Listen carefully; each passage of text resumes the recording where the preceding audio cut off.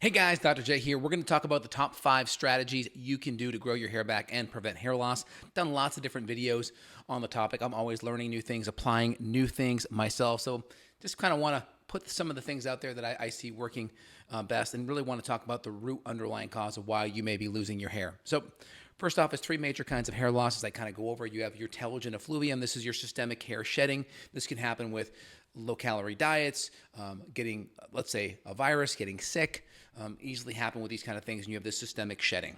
Okay, then we're going to have alopecia areata, or autoimmune type of condition where your hair follicles are attacked, and this is going to be coming more in patches. You'll see patches come out of the hair, and there's different subtypes of alopecia areata, but that kind of gives you, it's more of an inflammatory issue, usually treated with steroids, and obviously get to the root cause, get on an autoimmune diet, get your gut fixed too.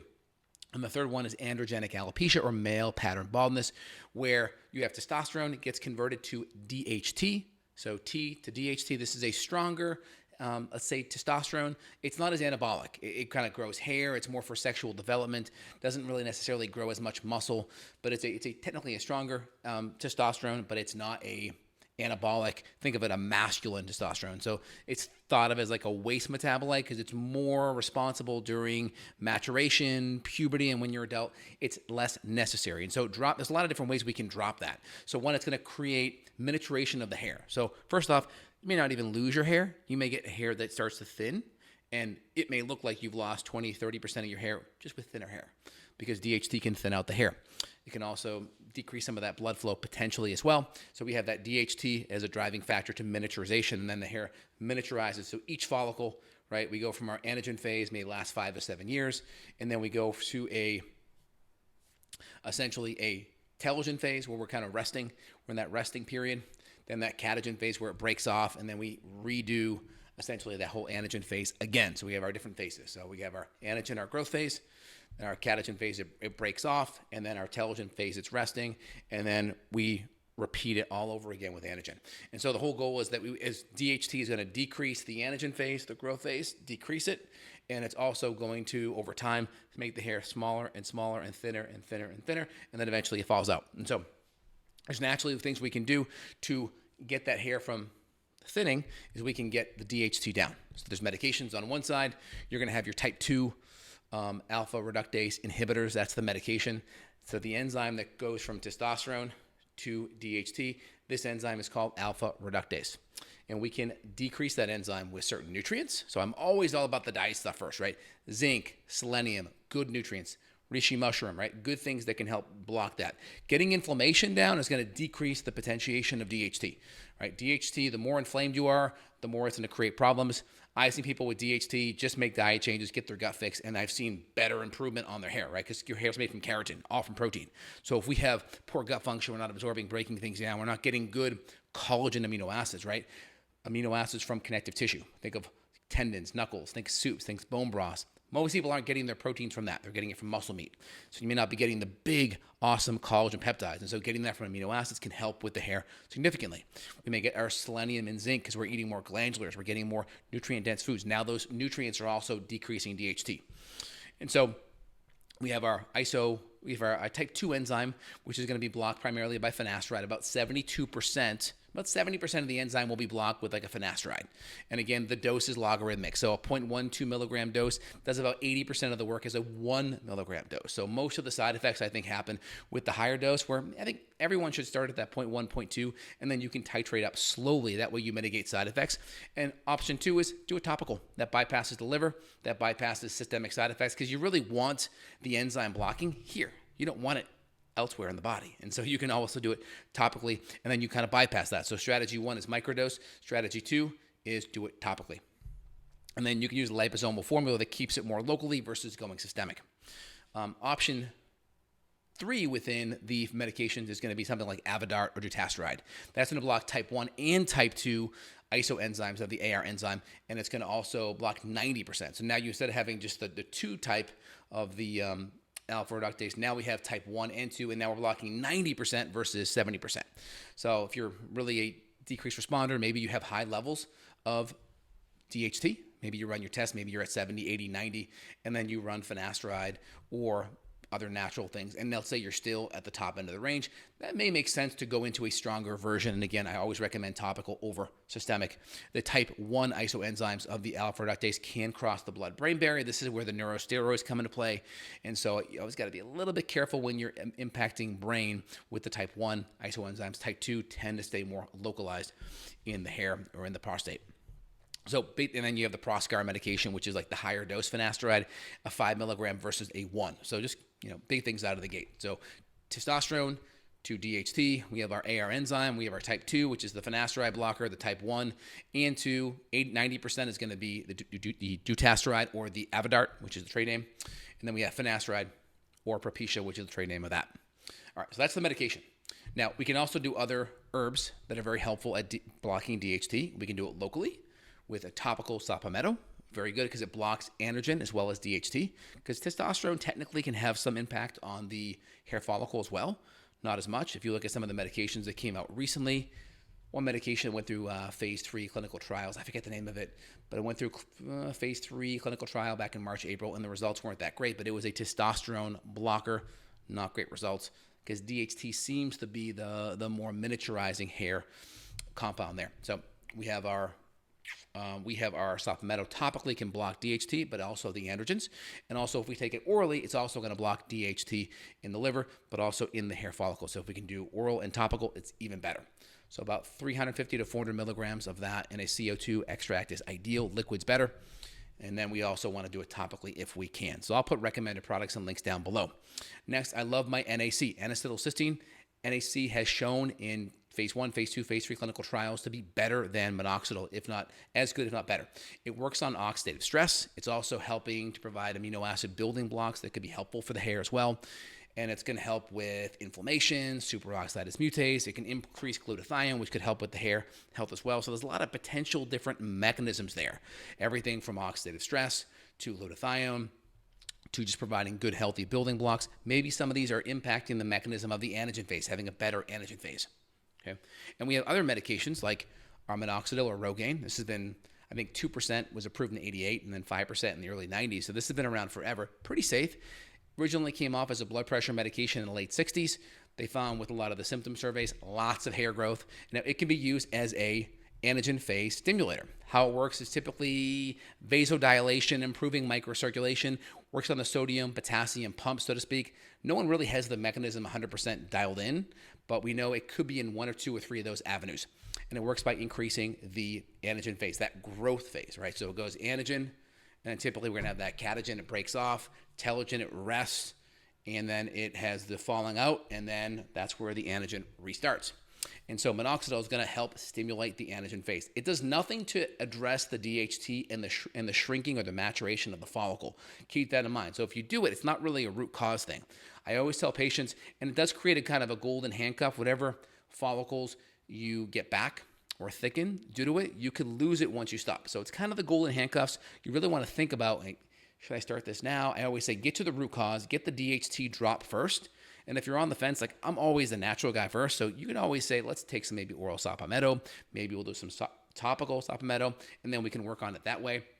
And then if I want, I can add in a good quality minoxidil, ideally one without the propylene glycol and all the junky fillers in there. There's some pretty good ones in the market that have some castor oil and some niacin and some biotin in it. So it actually helps with building blocks on the hair. So I do like that quite a bit.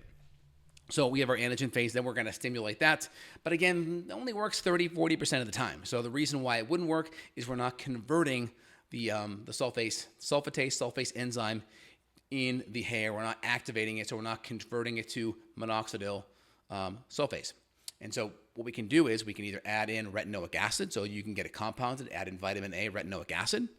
You can also microneedle. Microneedle will activate that minoxidil sulfate in the hair, and that will activate it and that will allow it to work. And so if you're one of these responders that half the time it's not working, microneedling, option 1, about a 1 to 1.5 millimeter depth with the microneedling pen.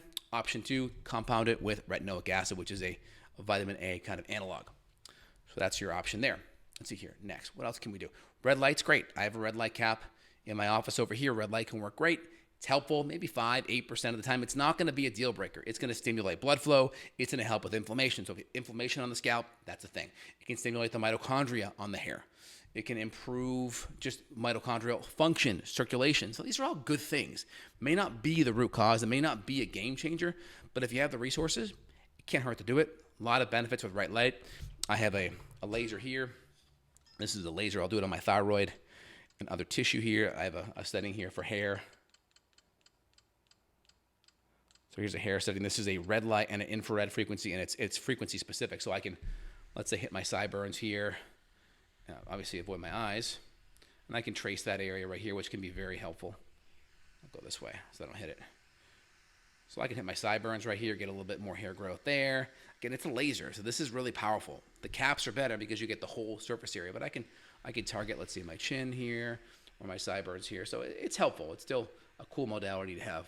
And I have my capillus cap over here that's really cool that you wear right on your head. Let me actually grab that for you guys. You guys can see it. So that's the Avant laser here. That's a actual laser, 1300 milliwatt frequency for energy-wise for the infrared, and then 1000 milliwatt for the red, which is 635 nanometer and 805 nanometer. One sec. Okay. So I do this about 1 to 2 times a day. It's my capillus. So it's a red light cap. You can see right here. That's how it looks. I would just put it on like so. I actually did 2 sets before I got on this call here, or in this video. Put this guy on like this. Hit the button. And then it will go on while I'm wearing it. If you slide it up, you can see a little bit, but then once it comes off, it'll come off like that. So back on, and then back off. So you can see the benefit, right?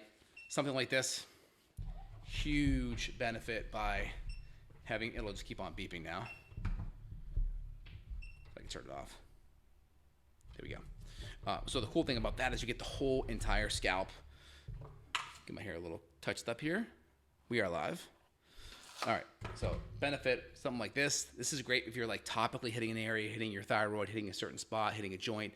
Not great to trace the entire hair. You can see the surface area can be difficult on that.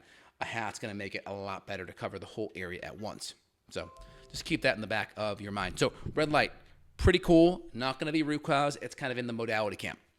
All right, and then of course, fixing your gut. If we're not breaking down and assimilating protein, if we have low stomach acid, if we have low enzymes, we're not absorbing the building blocks to make keratin on the hair, that's gonna be a problem.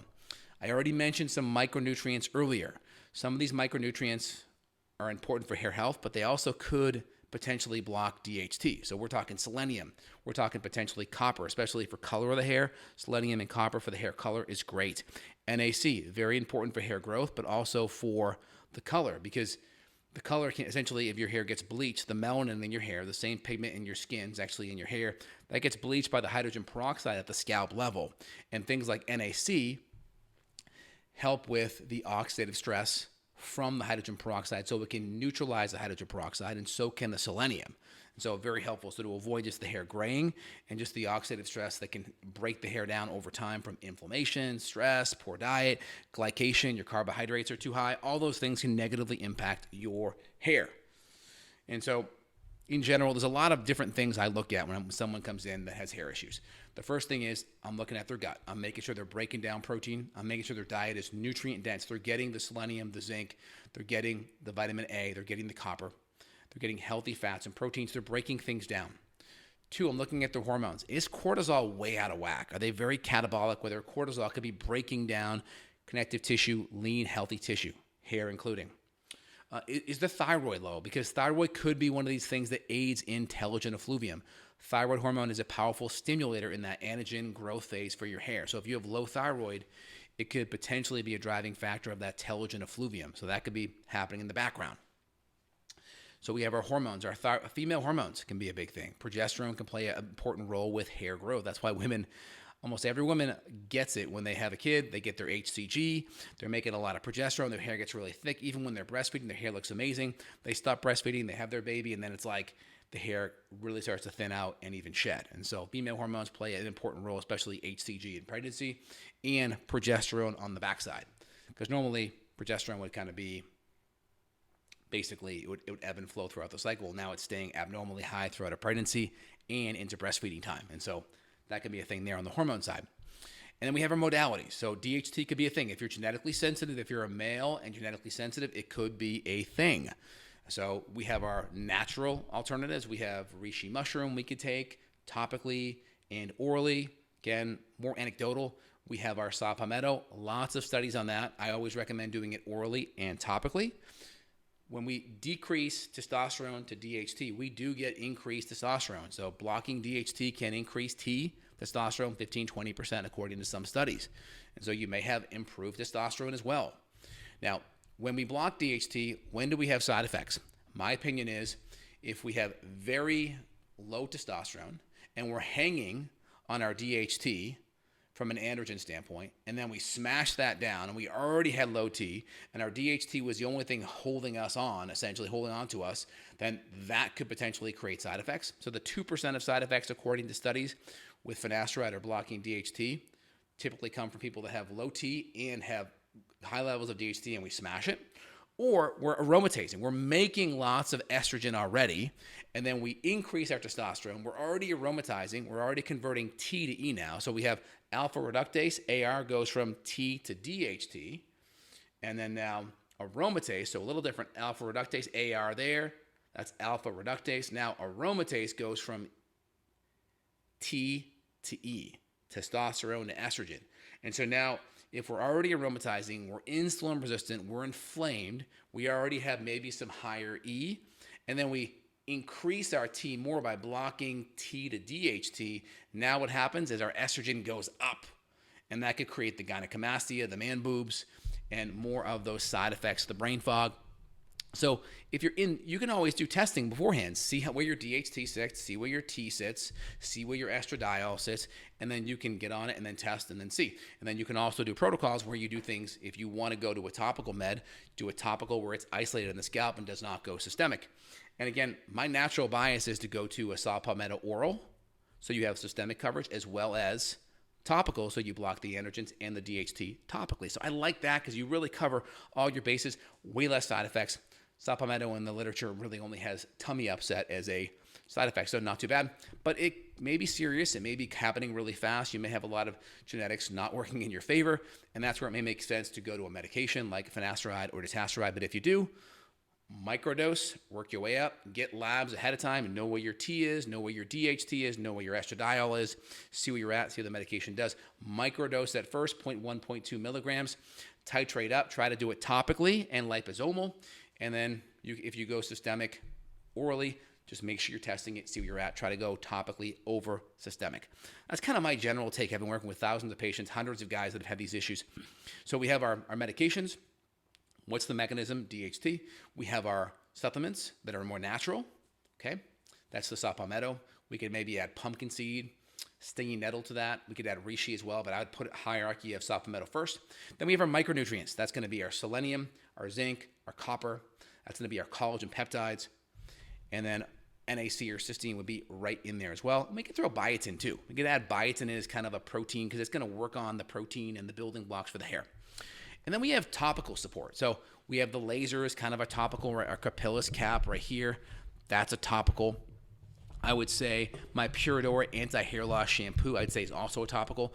One, it's an aloe base, so it's super hydrating. There's no SLS in it, sodium lauryl sulfate. There's no parabens. There's no junk that's overly drying. The base is in a aloe vera, which is organic. It has an argan oil and it's some really good amla oil, so it's really good fatty acids, hydrating, and it has a bunch of herbs, hoshi wu, ginseng, saw palmetto, that are going to help block DHT as well. So you get some topical absorption if you put it on, leave it for a couple of minutes. So that's super helpful and beneficial. But it's, it's like that's going to be maybe 5-10%, Maybe your laser cap's 5%, maybe your microneedling's 20%, maybe the saw palmetto's 30%, maybe you fix your diet, maybe you really have a genetic predisposition, then you throw in the finasteride and you go low dose and you go topical versus oral. Maybe you have to go Avodart, dutasteride, but you try to flow it as natural as possible, get to the root cause. Again, if it's a genetic issue, you may have to bring in a medication, but don't ignore the DHT component. There's other ancillary things you could do as well, like copper peptides.